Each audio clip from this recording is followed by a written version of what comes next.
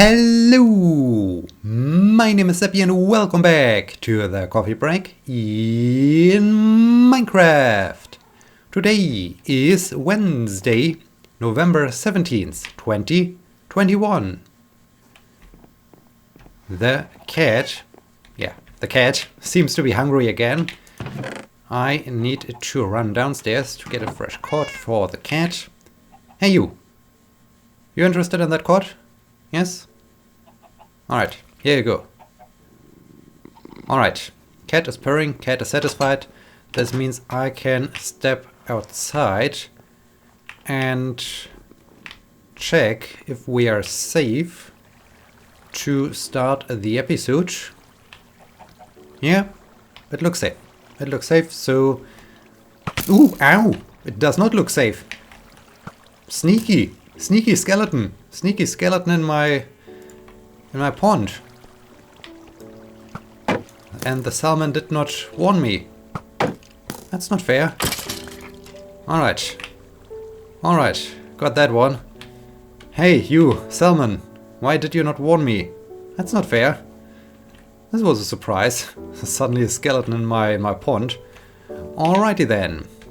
I guess we are safe now. The Hall of Sports almost is finished. I only need to put the personal records to display and remove the last few things from the construction process. So the chest, the workbench, the furnace, and the last few things that are inside of the chest.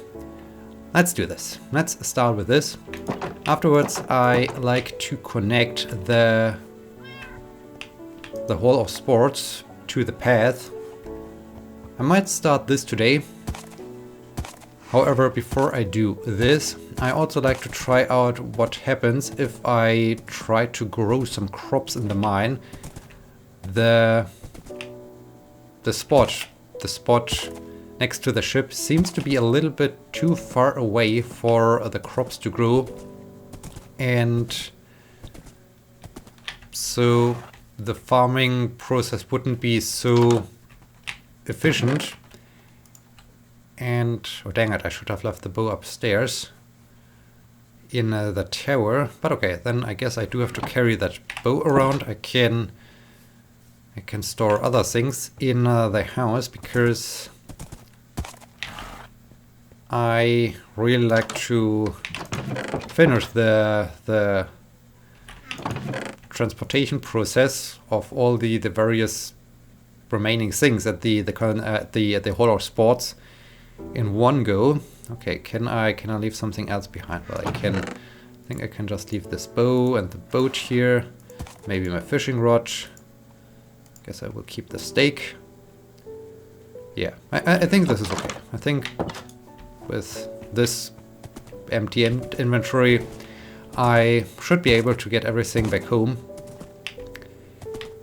Yeah, I just like to see if I can efficiently grow crops in the mine. This would be good. Dang it. The farming area at the ship seems to be a little bit too far away. And dang, I do not have dirt on me. Those Endermen, I really hope they get fixed with the next update or so. This is a little bit too much. This is really too much what they're doing. So yeah, it might be that the farm area is a little bit too far away from my normal places, from my tower, from my storage building, all the places where I normally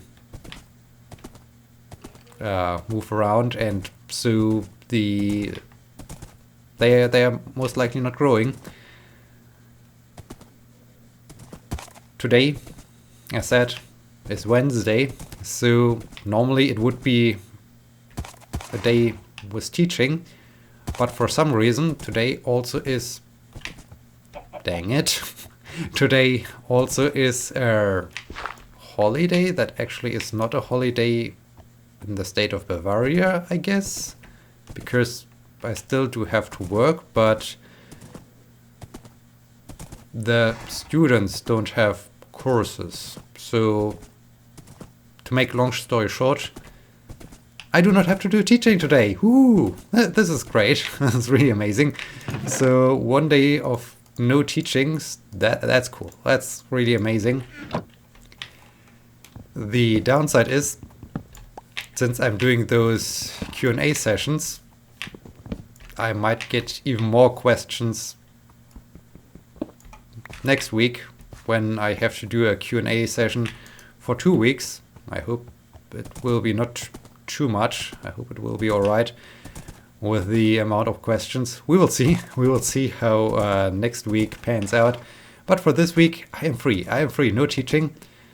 However, there is still some talking coming up for me because that particular day is used by the university for a self-organized event called the Day of Teaching.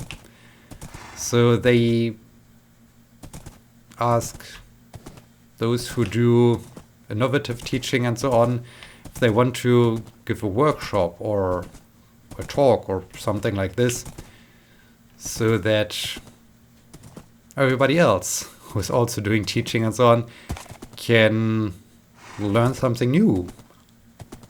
The organizers of that Day of Teaching asked me whether I like to contribute.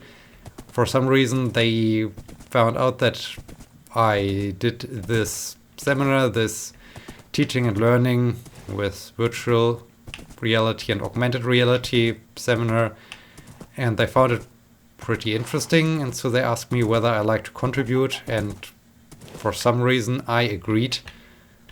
Maybe, the crops seem to make some progress, but I'm not sure if this progress always is made when I'm here and not when I'm over at my tower or so. I will just plant some crops inside of the mine and see what happens then, so that we can evaluate various spots for growing crops, and then either move the fields down into the mine or leave them where they are. That would be also fine. So yeah, I got asked whether I like to contribute to the Day of Teaching.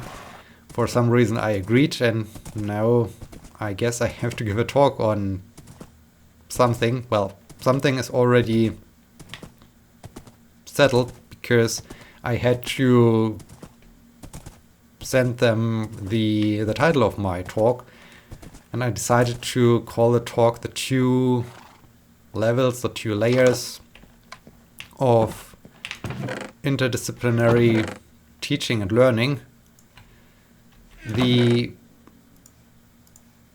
At this stage I had not something specific in mind. I just wanted to discuss a few things about interdisciplinary teaching. By now it's about time that I know what I like to talk about, because it will happen in a couple of hours from now. Well, as I'm recording this, for you it will be already in the past, but for me it's still in the future. Anyways, I decided what I like to present, and the main idea is, when doing interdisciplinary teaching, you have to respect 2 important layers. One layer is the lecturer, the other layer are the students, and both do have a significant impact on the success of interdisciplinary teaching and the effectiveness and so on. So yeah, the first layer, should I start cooking those fish? Well, I do not think so. Sun will set soon, so I can just grab all the things I need. Do I have the bucket? Yes, I do have the bucket on me. I can grab all the things I need for the experiment inside of the mine, and then maybe store the bow in the tower and sleep there. The first layer I like to start with are the lecturers, because besides the fact that you of course need some interdisciplinary learning content, the lecturers themselves need to either be interdisciplinary, so like I am. I mean, I'm Mr. Interdisciplinary in person or something like that. You need either someone like me who is already interdisciplinary, or you need 2 lecturers that are having knowledge in the area you want to teach, so that they can do the presentation in collaboration. Otherwise, it's pretty hard if you do not have someone who's doing this, who has knowledge in both areas. It's hard to present the knowledge. Also, there's the more important step.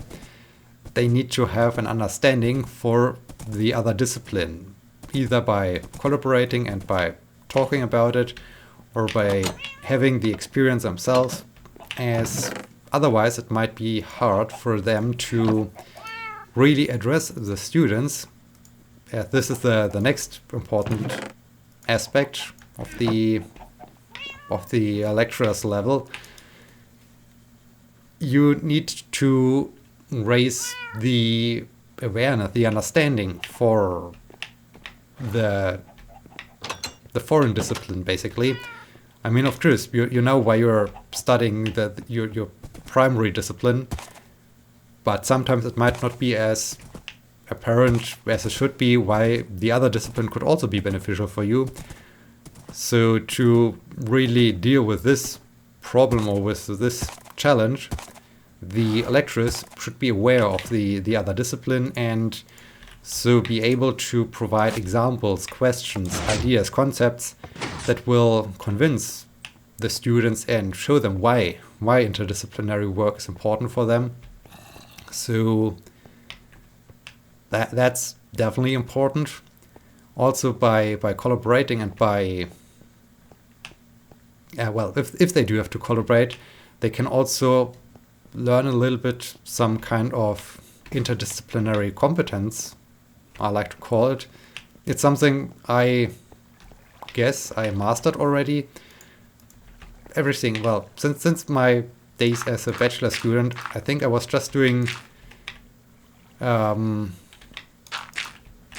interdisciplinary stuff, so I never had only one particular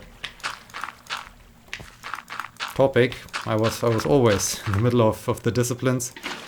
So this gives you some kind of competence with respect to getting yourself into a new discipline, starting to develop an understanding for the challenges, the difficulties, so that you really have an easy time getting into a new discipline. I think this is what I would call interdisciplinary competence, and so this will also result from collaborating with others. And this is beneficial, of course, if you then have to collaborate with, okay, you grow here, I will be back in a few episodes or so to see if you've fully grown or so. Then we can check when we go downstairs here, and then when we then go over to the fields where we get more crops or so. And based on this, we can make the decision what to do.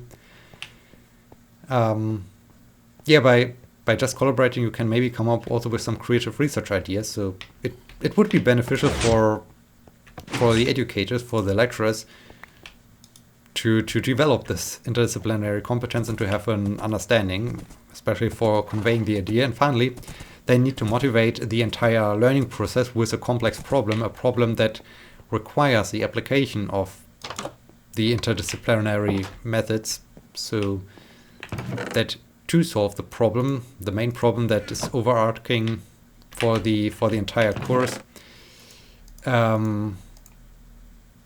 it needs the application of both fields of discipline, and this would motivate the students even further. Same thing, the second layer are the students. So students, of course, need to be motivated by, having an understanding for the advantages of learning about those two disciplines, or even more disciplines at once. and they need to be motivated by the complex problems. So there we already do have this this intersection between the... Oh, I wanted to start building the... Do I have cobblestone? I wanted to start building the path. Ah, to you too. They need to have an understanding why this is important, and finally, the composition of the students, similarly to the lecturer's composition, should also be interdisciplinary, because only that way they can... Yes, I do have some cobblestone, nice. Only that way they can really exchange their knowledge, exchange their perspectives during discussions, while teaching, and also maybe during group work when they try to complete the overarching problem for the entire course.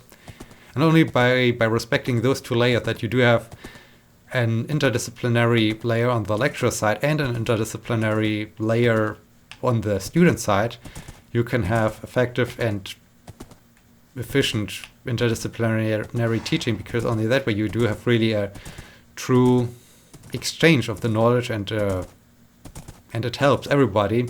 Also, the students, by working on the complex problems, they not only get a certain competence in applying their primary knowledge, so their own field of research, of study, so that they finally do have something, okay, here I can use my knowledge I learned over all the time I studied so far, and they also can practice the new knowledge. So it already addresses the issue that sometimes some courses, some fields of study, they provide some important knowledge, such as studying informatics or so. Sure, that's great, but sometimes even though you know then how to program or so, you sometimes do not need or do not know how to then use your programming knowledge. And I think this is then also be approached with this, that they get some kind of competence in using their primary field of study. So yeah, this is basically what I will present in a couple hours from now. I hope this will work out well. And yeah, I will keep you posted about this one. I will keep you posted about this one next time. Yesterday, my horse. Why are you doing this? Yes, you. Why are you running there?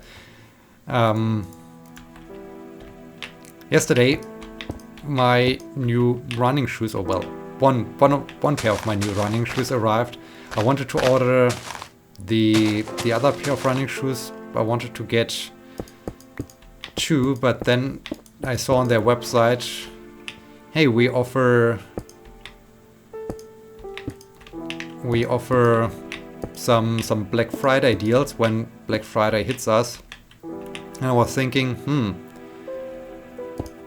I mean, I'm not that much in a hurry. Why not waiting then for those Black Friday deals, and see if I can get a bargain, or if, well, it's still the same price. I mean, if it's still the same price, I haven't lost anything. If it's not the same price, then no problem. I mean, I still get a decent pair of good running shoes, I hope. So yeah, they have arrived, but I haven't unboxed them yet. Still have to do that one. I just accepted the delivery yesterday and put it on the floor, and then it's standing there. I always just find it when I go to the floor and I see, oh, there's the packet, right? I wanted to unbox it. So looking forward to see my new pair of running shoes. Really excited about this.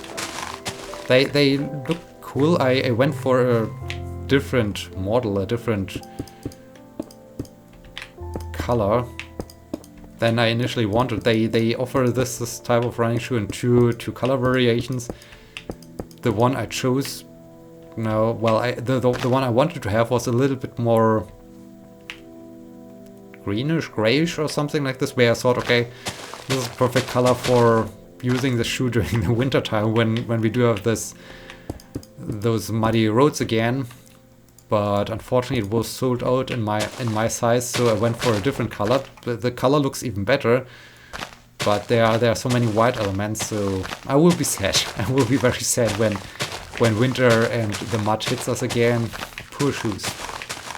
Looking so shiny. I guess they look shiny. I mean, I haven't unboxed them, but yeah, this will be a thing I hopefully will do today, maybe as a reward when I have finished the day of teaching. This will be also an interesting thing, discussing those layers of interdisciplinary teaching and hearing what the other lecturers of the university think about my idea. Speaking of sports, last week I recorded myself doing a workout where I wanted to, and I achieved, a specific number of repetitions I haven't done before, and I just wanted like those typical first time experience situations that often cause me to record something. I just wanted to have this recorded, and I'm not still sure if I will put it out on YouTube or not. Maybe it will just remain in my personal archives or so, because it's just me doing workout. On the other hand, I'm working on editing the video, and by editing I mean I wanted to have a counter that indicates the number of repetitions done. And while doing this editing, I noticed something which is pretty cool. I found in the video editing program, you do have those tracks where you can put in the various clips, and then you do have a track for all overlays or something like this. And since I'm displaying the number of repetitions, it's always a text block, text clip, and I have to change the content of that text clip, I mean the number, for each repetition basically. And this means I do have to have this segment, this clip, on the length of one repetition, and then paste it afterwards to and change the number. And the size, the length of the clips shows basically the length, the duration of that clip. So the larger the box is, the longer is the clip basically. I mean, it's how it's represented in the software to visualize. Okay, this has a specific length that you can also align the various clips. And I found it interesting because after having created the first counter number text display thing, I copied it, and I'm not finished with the editing process of this specific aspect, but I do not have, after copying this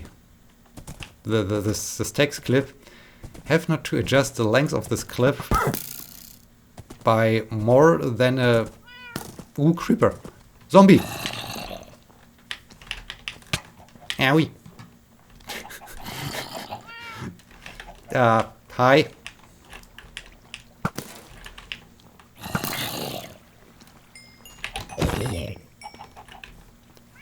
Wow. Oh, not okay. This creeper. Hi. Owie. No. Wow. Okay, there's still that skeleton. Owie. Let's have a steak. And, ooh, hi. Yes, cat, I know, I'm busy. Wait, maybe I should switch to the sword instead of the steak.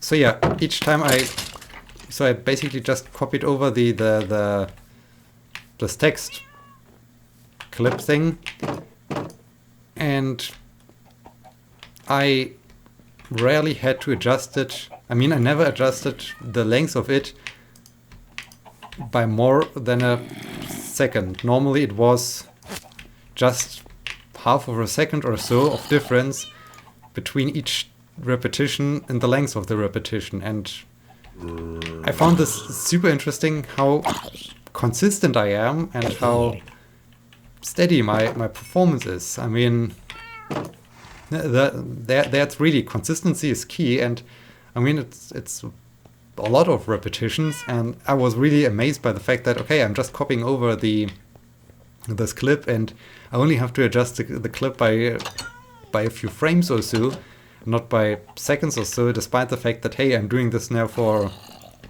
several minutes. And yeah, I just found it cool to realize how consistent I am. And I found this cool. I found this super cool. Still not sure if this video will actually go live on YouTube. I will keep you posted about that one too. But yeah, this was just an interesting observation. And with this interesting observation, I think, yes, cat, I know, I think we are at the end of this episode. I hope you enjoyed it. Next time I will discuss about all the results of those events that happened today, and my shoes when I unbox them, and if the video goes live, and all those things. I hope you will have a good rest of the week. I hope we see us again on Sunday. Thank you so much for watching. Until then, my name is Sebbi. See you!